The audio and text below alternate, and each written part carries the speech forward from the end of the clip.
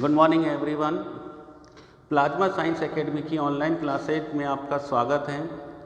मैंने आपको BSc second year में इनऑर्गेनिक केमिस्ट्री पेपर फर्स्ट जिसकी यूनिट फर्स्ट के बारे में अपन आपको बता रहे थे और यूनिट फर्स्ट में अपन ने 3D, 4D और 5D श्रेणी जो संक्रमण श्रेणियाँ कहलाती है उनके बारे में बताया था, उनके इलेक्ट्रॉनिक विन्यास के बारे में बताया था, जिसमें से अपन ने 3D और 4D का तो लिख दिया था। इसकी यूनिट जो फर्स्ट है वो है 3D सीरीज और 3D के बाद में जब यूनिट सेकंड आएगी वो 4D की आएगी। ठीक है, 4D और 5D में। तो देखो इधर जो फर्स्ट संक्रमण श्रेणी है उसी के बारे में अपन बात कर रहे थे। फर्स्ट संक्रमण श्रेणी में अपन ने इलेक्ट्रॉनिक विन्यास के बारे में बता दिया था।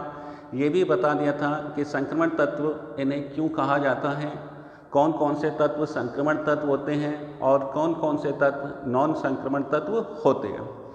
आज अपन डी ब्लॉक या 3D श्रेणी के तत्वों के गुणों के बारे में पढ़ेंगे। तो देखिए, डी ब्लॉक के तत्वों के गुणों में सबसे पहले जो आता है वो आता है धात्विक त्रिज्या या परमाणुीय त्रिज्या या आयनिक त्रिज्या। ये सवाल आप देखो, सॉल्ट पेपर उठाकर देखो कि 10 साल के अंदर 4 बार पूछा जा चुका है। कितनी बार? 4 बार ये सवाल आ चुका है कि परमाणुीय त्रिज्या और आयनिक त्रिज्या, डी ब्लॉक के तत्वों की परमाणुीय त्रिज्या और आयनिक त्रिज्या पर टिप्पणी लिखिए। तो देखिए, मैंने यहाँ लिख दिया था ये 3D श्रेणी है, ये 4D है और ये 5D है। मैंने 3 संक्रमण श्रेणी लिखी हैं। ये फर्स्ट संक्रमण श्रेणी जो स्कैंडियम से शुरू होती है जिसे अपन 3D श्रेणी कहते हैं, क्योंकि इसमें इलेक्ट्रॉन 3D कक्षक में भरे जाते हैं। सेकंड जो श्रेणी होती है उसे अपन 4D श्रेणी कहते हैं। इससे 4D श्रेणी क्यों कहते हैं? क्योंकि इनमें इलेक्ट्रॉन 4D कक्षक में भरे जाते हैं, इसलिए ये 4D। अंतिम इलेक्ट्रॉन यदि 5D कक्षक में भरा जाता है तो वो 5D श्रेणी है। और एक श्रेणी और होती है जिसका नाम है 6D श्रेणी, जो मैं इससे जस्ट पहले की कक्षा में बता चुका हूँ, क्योंकि उसमें अंतिम इलेक्ट्रॉन 6D कक्षक में भरा जाता है। ठीक है, वो कहाँ से स्टार्ट होती है? 57 है, 89 एक्टिनियम से लेकर 112 तक अन बायम तक। तो देखिए, आज अपन धात्विक त्रिज्या या परमाणुीय त्रिज्या या आयनिक त्रिज्या के बारे में पढ़ते हैं। धातुओं के लिए अपन धात्विक त्रिज्या बोलते हैं, सह संयोजक अणुओं के लिए सह संयोजक त्रिज्या बोलते हैं और आयनिक यौगिकों के लिए आयनिक त्रिज्या की बात करते हैं या आयन के लिए आयनिक त्रिज्या। तो देखिए, धात्विक त्रिज्या इसमें अपन बता चुके हैं कि चाहे वो कोई सी भी त्रिज्या हो, परमाणुीय त्रिज्या है तो परमाणुीय त्रिज्या में नाभिक और संयोजी इलेक्ट्रॉन के जो बीच की दूरी होती है वो उसकी त्रिज्या कहलाती है, परमाणुीय त्रिज्या कहलाती है। ये आपने पहले की कक्षा में पढ़ चुका होगा कि नाभिक और संयोजी इलेक्ट्रॉन के बीच की दूरी को सीधे सीधे ज्ञात नहीं किया जा सकता। ठीक है, क्योंकि परमाणु इतना सूक्ष्म कण होता है कि जिसे आज तक दुनिया के किसी भी व्यक्ति ने या वैज्ञानिक ने इसे नहीं देखा है। ये केवल कल्पना मात्र पर आधारित है और प्रैक्टिकल के द्वारा इसे सिद्ध किया जाता है। तो इसलिए परमाणुीय त्रिज्या को अपन सह संयोजक त्रिज्या के रूप में, धात्विक त्रिज्या के रूप में, वान डेर वाल गैस के रूप में अपन ज्ञात करते हैं। तो धात्विक त्रिज्या में देखिए कि धातु परमाणु में नाभिक और उसके संयोजी इलेक्ट्रॉन के बीच की दूरी धात्विक त्रिज्या कहलाती है।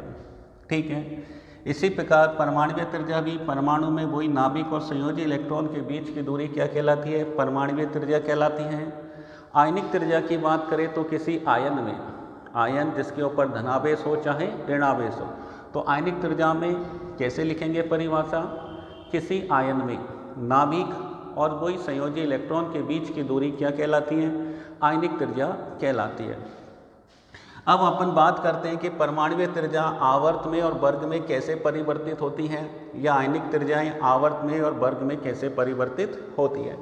तो यहाँ देखो, अपन जानते हैं कि ये 21 है, ये 22 है। जैसे जैसे परमाणु क्रमांक बढ़ता जाता है, 21, 22, 23, 24, 25, 26, 27 और ये 28, ये 29 और ये 30। तो यहाँ देखो, अपन जानते हैं कि परमाणु क्रमांक का मतलब किससे होता है? प्रोटॉन से, धनावेश से। एक धनावेश बढ़ता है तो एक इलेक्ट्रॉन भी बढ़ता है। दोनों की संख्याएं साथ साथ बढ़ती है। एक धनावेश बढ़ता है तो एक इलेक्ट्रॉन भी बढ़ता है, एक ऋणावेश भी बढ़ता है। एक चीज़ और अपन जानते हैं कि जो डी ब्लॉक के तत्वों में इलेक्ट्रॉन है वो n-1 डी कक्षकों में भरे जाते हैं। अपन बात करते हैं, जैसे माना ये नाभिक है और यहाँ देखो ये इलेक्ट्रॉन है, ये भी इलेक्ट्रॉन है, ये ns है तो ये n-1 डी है। ये एक ऊर्जा स्तर नीचे होते हैं डी उपकोष, ध्यान देना ये जो डी उपकोष है वो एक ऊर्जा स्तर नीचे होते हैं। तो ये इलेक्ट्रॉन क्या करते हैं कि ये नाभिक के अधिक करीब होते हैं, नाभिक के अधिक करीब होते हैं। तो ये नाभिक अर्थात ये नाभिक के अधिक करीब होने के कारण इन इलेक्ट्रॉनों पर नाभिक का आकर्षण बल सबसे ज़्यादा होता है। लेकिन ये क्या करते हैं कि ये जो इलेक्ट्रॉन हैं इन इलेक्ट्रॉनों को क्या कर देंगे, प्रतिकर्षित कर देंगे। और प्रतिकर्षित कर देते हैं तो इसे आकार में क्या हो जाती है, वृद्धि हो जाती है और इसे अपन परिरक्षण प्रभाव कहते हैं। क्या कहते हैं, परिरक्षण प्रभाव। इंग्लिश में इसे शील्डिंग इफेक्ट कहते हैं, शील्डिंग SHIELDING शील्डिंग इफेक्ट कहते हैं, पढ़ा होगा। ये इसे सिग्मा से दर्शाते हैं। तो आंतरिक कक्षकों में भरे जाने वाले इलेक्ट्रॉन शील्डिंग इफेक्ट दर्शाते हैं, अर्थात संयोजी इलेक्ट्रॉनों को वो प्रतिकर्षित कर देते हैं। इसी को अपन शील्डिंग इफेक्ट या परिरक्षण प्रभाव कहते हैं। और ये जो इलेक्ट्रॉन है, आंतरिक कक्षक के इलेक्ट्रॉन है, स्वयं नाभिक की ओर आकर्षित हो जाते हैं। इन्हें अपन नाभिकीय आकर्षण बल कहेंगे। ठीक है, ये नाभिकीय प्रभावी नाभिकीय आकर्षण। तो देखो इधर अब बात ये होती है, ये नाभिकीय आकर्षण बल। अब यहाँ से यहाँ तक ये तो नाभिकीय आकर्षण बल है। भाई नाभिक के अंदर जितना धनावेश होता है वह उसका नाभिकीय आवेश कहलाता है। लेकिन अब यहाँ देखो कि इस नाभिक से इस इलेक्ट्रॉन तक, इस नाभिक का जितना आवेश इस संयोजी इलेक्ट्रॉन तक पहुँचता है वो क्या कहलाता है, इसको ऊपर लिख दिया। इस नाभिक का जितना आवेश इस संयोजी इलेक्ट्रॉन तक पहुंचता है वो प्रभावी नाभिकीय आवेश कहलाता है। क्या कहलाता है, प्रभावी नाभिकीय आवेश। और इसे अपन Z से दर्शाते हैं। Z लिख दो या ZEFF लिख दो, इफेक्टिव प्रभावी नाभिकीय आवेश। तो इसका मतलब ये हुआ नाभिक में जितना धनावेश उपस्थित होता है उसे नाभिकीय आवेश कहते हैं। नाभिकीय आवेश एक ही बात है, ठीक है। इसे नाभिकीय आवेश कहते हैं। और इस नाभिक का जितना आवेश इस संयोजी इलेक्ट्रॉन तक पहुंचता है उसे प्रभावी नाभिकीय आवेश कहते हैं, ठीक है। और ये जो भीतरी कक्षा में जो इलेक्ट्रॉन है ये बाहर के इलेक्ट्रॉनों को प्रतिकर्षित करता है, इसे परिरक्षण प्रभाव कहते हैं, ठीक है। जैसे बारिश होती है तो आपने देखा होगा अपन छतरी को खोल लेते हैं, तो छतरी क्या करती है, अपन की बारिश के पानी से रक्षा करती है। तो वहाँ पर जो छतरी है वो हमारे और उस बारिश के पानी के बीच परिरक्षण प्रभाव डालती है, अर्थात हमारी बारिश के पानी से रक्षा करती है, हमें प्रोटेक्ट करती है, हमें परिरक्षित करती है। तो ये परिरक्षण प्रभाव भी यही होता है कि ये जो परिरक्षण प्रभाव होता है वो नाभिकीय आकर्षण बल को क्या कर देता है, कम कर देता है, या प्रभावी नाभिकीय आवेश को क्या कर देता है, कम कर देता है। अर्थात अगर ये इलेक्ट्रॉन नहीं होता बीच में तो यहाँ से यहाँ तक इसका सीधा प्रभाव पड़ता वही ये नाभिक के अंदर धनावेश है और ये संयोजी इलेक्ट्रॉन है तो इसका सीधा प्रभाव इस पर पड़ता। लेकिन जैसे जैसे भीतरी कक्षा में इलेक्ट्रॉनों की संख्या बढ़ती जाएगी, भीतरी कक्षा में इलेक्ट्रॉनों की संख्या बढ़ती जाएगी तो ये क्या करेंगे, इसको प्रतिकर्षित करेंगे। क्या करेंगे, प्रतिकर्षित करेंगे, अर्थात इस इलेक्ट्रॉन को ये प्रोटेक्ट कर देंगे, परिरक्षित कर देंगे, जिसे परिरक्षण प्रभाव कहते हैं। अर्थात नाभिक का जो आवेश है वो यहाँ तक धीरे धीरे कम होता चला जाएगा। जैसे जैसे भीतरी कक्षा में इलेक्ट्रॉनों की संख्या बढ़ेगी वैसे वैसे ये इलेक्ट्रॉनों का जो प्रोटेक्शन है वो बढ़ता हुआ चला जाएगा। और प्रोटेक्शन बढ़ेगा तो इसका मतलब ये है कि इस नाभिक की जो पकड़ है इस इलेक्ट्रॉन पर वो कम होती चली जाएगी। और जब इस नाभिक की इस इलेक्ट्रॉन पर पकड़ कम होती चली जाएगी तो आकार में क्या हो जाएगी, वृद्धि हो जाएगी। तो यहाँ अपन को दो चीज़ याद रखनी है, एक होता है परिरक्षण प्रभाव और एक होता है प्रभावी नाभिकीय आवेश। परिरक्षण प्रभाव आकार बढ़ाता है, आकार बढ़ाता है, ठीक है ना, आकार बढ़ाता है। कैसे बढ़ाता है ये मैंने बता ही दिया। ये इलेक्ट्रॉन इसको क्या कर देगा, परिरक्षित कर देगा। परिरक्षित का मतलब इस नाभिक का आवेश इस इलेक्ट्रॉन तक कम पहुंचेगा, और कम पहुंचेगा तो आकार में वृद्धि हो जाएगी। और प्रभावी नाभिकीय आवेश ये आकार घटाता है, ये आकार घटाता है। ये दोनों को समझ लेना, दोनों एक दूसरे के जस्ट अपोजिट कार्य करते हैं। ये आकार बढ़ाता है और ये आकार घटाता है, क्योंकि अगर नाभिक की पकड़ इस इलेक्ट्रॉन तक ज़्यादा है तो आकार में कमी होगी, और नाभिक की पकड़ इस इलेक्ट्रॉन पर यदि कम होती जा रही है तो आकार में वृद्धि होगी। तो परमाणुीय त्रिज्या और आयनिक त्रिज्या को यहाँ से देखो, जैसे जैसे एक एक परमाणु क्रमांक में वृद्धि करते हैं 3D श्रेणी में, तो एक परमाणु क्रमांक बढ़ने का मतलब है एक धनावेश बढ़ेगा और एक ऋणावेश बढ़ेगा। धनावेश बढ़ने पर प्रभावी नाभिकीय आवेश का मान बढ़ता है। और जब ध्यान रखना इसकी वर्ग संख्या तो सेम है, इसकी वर्ग संख्या सेम है, और जब इसकी वर्ग संख्या सेम है तो ध्यान रखना इसके आकार में धीरे धीरे क्या होती चली जाएगी, कमी होती चली जाएगी। आकार में क्या होती चली जाएगी, कमी। आकार में कमी, आकार में कमी होती चली जाएगी। ठीक है, तो देखो परमाणु क्रमांक के बढ़ने पर प्रभावी नाभिकीय आवेश का मान बढ़ता है, जिससे आकार में क्या हो जाती है, कमी हो जाती है। दूसरी बात, अब आप देखिए कि स्कैंडियम के अंदर एक इलेक्ट्रॉन है, टाइटेनियम में 3D, स्कैंडियम में 3D1 4s2 होता है। ये मत सोचना मैंने डी के अंदर एक ही कक्षक बनाया, डी में 5 कक्षक होते हैं। कितने कक्षक होते हैं, 5, लेकिन मैंने एक इलेक्ट्रॉन है इसलिए मैंने 1 बना दिया। 2 इलेक्ट्रॉन के लिए 2 बना दिए, 3 के लिए 3 बना दिए, और क्रोमियम में 5 होते हैं तो मैंने 5 बना दिए। तो यहाँ देखो स्कैंडियम के अंदर एक इलेक्ट्रॉन है, तो सोचो एक इलेक्ट्रॉन है तो इसका परिरक्षण प्रभाव कम होगा। परिरक्षण प्रभाव कम होगा तो आकार देखो कम बढ़ेगा। ठीक है, दूसरा देखो इसमें 2 इलेक्ट्रॉन है तो इसका परिरक्षण प्रभाव बढ़ेगा। 3 इलेक्ट्रॉन है तो इसका और ज़्यादा हो जाएगा। 5 इलेक्ट्रॉन है तो इसका और ज़्यादा हो जाएगा। 6 है तो इसका और ज़्यादा हो जाएगा। कहने का मतलब ये है कि अपन बात करें तो स्कैंडियम से लेकर क्रोमियम तक, स्कैंडियम से लेकर क्रोमियम तक आकार में कमी होती है। स्कैंडियम से लेकर क्रोमियम तक आकार में कमी होती है। अब बताओ, अगर आकार बढ़ता है तो इसका मतलब ये हुआ कि परिरक्षण प्रभाव बढ़ रहा है, और यदि आकार घटता है तो इसका मतलब ये है कि प्रभावी नाभिकीय आवेश बढ़ रहा है। ठीक है, प्रभावी नाभिकीय आवेश का मान ज़्यादा है तो आकार घटेगा, और परिरक्षण प्रभाव का मान ज़्यादा है तो आकार बढ़ेगा।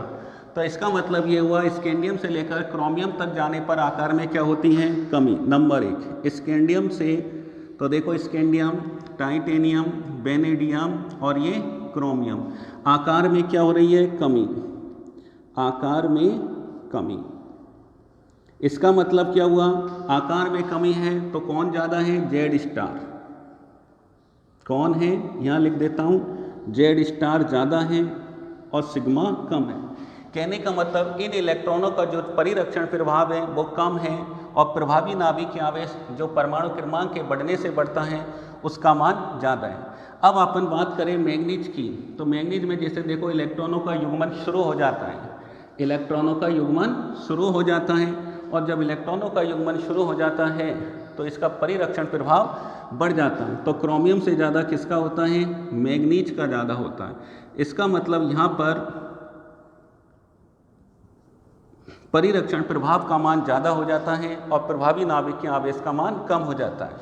ठीक है, अब क्या होता है कि यहाँ से अपन बात करें Mn से, तो देखो इधर Mn FeCONi, मैंगनीज से लेकर ये वर्ग संख्या किस में आता है, 3, वर्ग संख्या 3 में, 3, 4, 5, 6 और ये 7। इसका मतलब ये हुआ कि वर्ग संख्या 3 से 7 तक तो क्या होती है, आकार में कमी होती है। अब देखो, और 6 तक कमी हो, 7 तक मान लो, 7 के बाद में देखो फिर क्या हो जाती है, वृद्धि हो जाती है। और एक चीज़ और ध्यान रखना, ये बराबर होती है 8, 9, 10, इसकी वर्ग संख्या 10 है। तो यहाँ देखो Mn के बाद में फेकोनी, आयरन, कोबाल्ट और निकिल। इसका जो परमाणु आकार है वो कैसा होता है, लगभग समान होता है। कैसा हो जाता है, समान हो जाता है। अर्थात समान है, इसका मतलब ये हुआ कि यहाँ से यहाँ तक समान है, यहाँ से यहाँ तक समान है, तो इसका मतलब ये हुआ कि सिग्मा बराबर जेड। परिरक्षण प्रभाव और प्रभावी नाभिकीय आवेश दोनों का मान कैसा है, समान है। कैसा है, समान है। इसके बाद अपन यदि बात करें तो कॉपर और ये जिंक, यहाँ से 11वें नंबर से लेकर 12वें तक फिर आकार में क्या हो जाती है, वृद्धि हो जाती है। आकार में क्या हो जाती है, वृद्धि। इसका मतलब सिग्मा का मान ज़्यादा है और जेड का मान कम है। तो यहाँ देखो कि 7 से लेकर 10 तक अपन बात करें, 8, 7, 8, 9, 10, तो यहाँ तो इनका परमाणु आकार लगभग कैसा रहता है, सेम रहता है। अर्थात इनका परिरक्षण प्रभाव और प्रभावी नाभिकीय आवेश का मान कैसा रहता है, समान रहता है। लेकिन निकिल के बाद परमाणु आकार में वृद्धि होती है तो इनका परिरक्षण प्रभाव बढ़ जाता है और प्रभावी नाभिकीय आवेश कम हो जाता है। तो ये होती है, देखो इसी प्रकार इनकी आयनिक त्रिज्या भी प्रारंभ में देख लो घटेगी, बीच में लगभग सेम है और लास्ट में जाकर बढ़ेगी। ठीक है। और वैसे भी अपन जानते हैं कि आयनिक त्रिज्या में धनावेश की मात्रा बढ़ने पर उसके आकार में क्या होती जाती है, कमी। तो आप देखिए यहाँ तक तो अपना हो गया कि स्कैंडियम से लेकर मैंगनीज तक आकार में कमी होती है और मैंगनीज, Fe, CO और Ni का आकार लगभग समान रहता है और उसके बाद आकार में वृद्धि होती है। आकार में कमी हो रही है तो परिरक्षण प्रभाव कम है और प्रभावी नाभिकीय आवेश का मान ज़्यादा है। ठीक है। आकार समान है तो आंतरिक कोशों के इलेक्ट्रॉनों द्वारा या 3D कक्षक के 3D उपकोष के इलेक्ट्रॉनों के द्वारा डाले जाने वाला परिरक्षण प्रभाव और प्रभावी नाभिकीय आवेश का मान समान है, इसलिए इनके आकार भी लगभग समान होते हैं, इनकी परमाणुीय त्रिज्या भी समान होती है। अब अपन बात करें तो यहाँ परिरक्षण प्रभाव का मान ज़्यादा हो जाता है, अर्थात 3D उपकोष के अंदर इलेक्ट्रॉनों की संख्या अधिक हो जाती है और अधिक होने के कारण इनका परिरक्षण प्रभाव का मान प्रभावी नाभिकीय आवेश से ज़्यादा हो जाता है, इसलिए आकार में वृद्धि हो जाती है। अब अपन बात करें वर्ग की। किसकी बात करें, वर्ग की। ये 3D है, ये 4D है और ये 5D है। ठीक है। ये 3D है, 4D है और ये 5D। अपन यदि वर्ग में ऊपर से नीचे जाते हैं तो क्या होता है, आकार में वृद्धि होती है। क्या होता है, आकार में वृद्धि होती है। तो अब अपन ये देखो कि 3D से जब 4D में जाते हैं तो आकार में वृद्धि होती है। 3D से 4D जाने पर आकार में वृद्धि होती है, लेकिन जब अपन 4D से 5D में आते हैं तो आकार में कमी हो जाती है।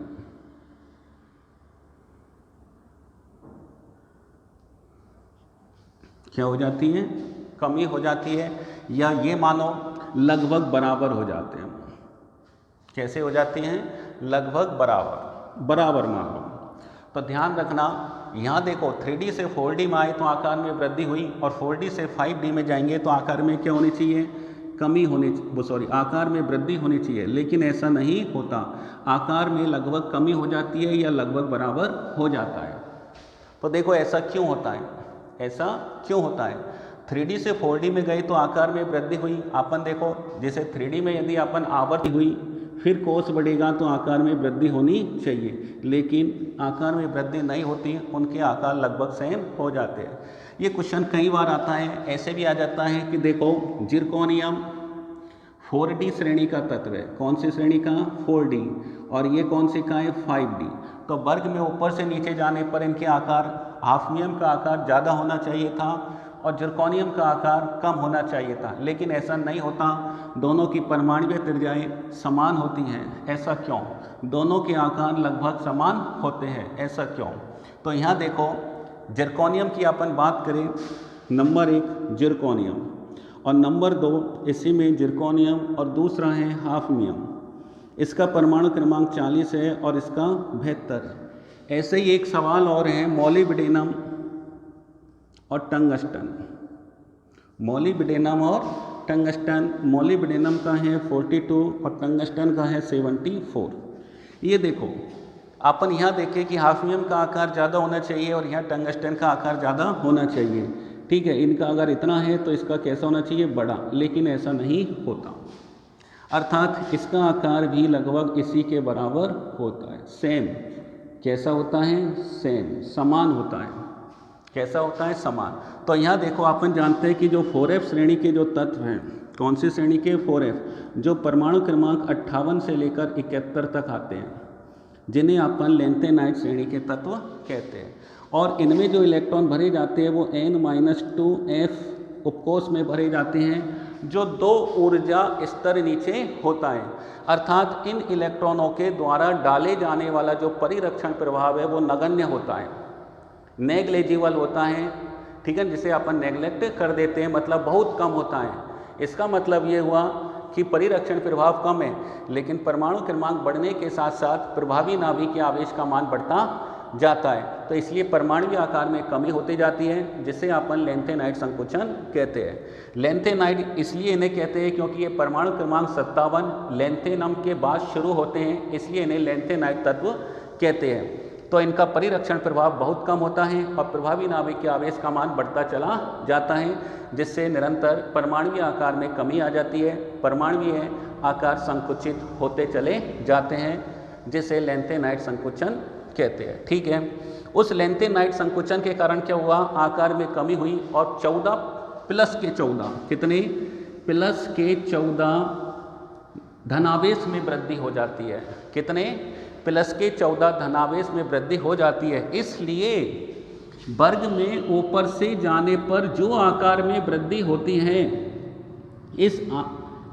ध्यान रखना, वर्ग में ऊपर से जाने पर जो आकार में वृद्धि होती है, अर्थात आकार जितना बड़ा है, प्लस 14 अतिरिक्त धनावेश के बढ़ने के कारण आकार में जितनी वृद्धि हुई ऊपर से नीचे जाने पर, उतनी ही ये कमी कर देता है।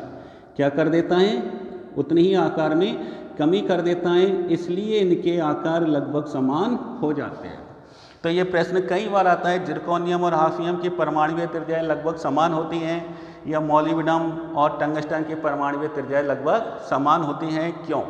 क्योंकि दोनों के बीच में 14 तत्व लेंथेनाइड श्रेणी के आ जाते हैं, जिसमें लेंथेनाइड संकुचन होता है, अर्थात प्लस 14 इकाई धनावेश की अतिरिक्त वृद्धि हो जाती है। किसकी? प्लस 14 इकाई धनावेश की अतिरिक्त वृद्धि हो जाती है। इसलिए अतिरिक्त प्रभावी नाभिक के आवेश का मान बढ़ जाता है, जिससे वर्ग में ऊपर से नीचे जाने पर आकार में जितनी वृद्धि हुई है उतनी क्या हो जाती है, कमी हो जाती है। इसलिए इनके परमाणुीय आकार या इनकी सहसंयोजक त्रिज्या या परमाणुीय त्रिज्याएं समान पाई जाती है। ठीक है, तो ये अपन ने बता दिया परमाणुीय त्रिज्या और आयनिक त्रिज्या के तत्वों में परिवर्तन, 3D श्रेणी, 4D श्रेणी और 5D। 3D से 4D में आएंगे तो आकार में वृद्धि होगी, लेकिन 4D से 5D में आएंगे तो इनके आकार लगभग समान होंगे। उसका कारण है लेंथेनाइड संकुचन। ठीक है, तो क्योंकि लेंथेनाइड संकुचन में परिरक्षण प्रभाव नगण्य होता है और प्रभावी नाभिक के आवेश का मान बढ़ता चला जाता है, जो वर्ग में ऊपर से नीचे आने पर आकार में हुई वृद्धि को प्रतिसंतुलित कर देता है, जिससे उनके आकार लगभग समान हो जाते हैं।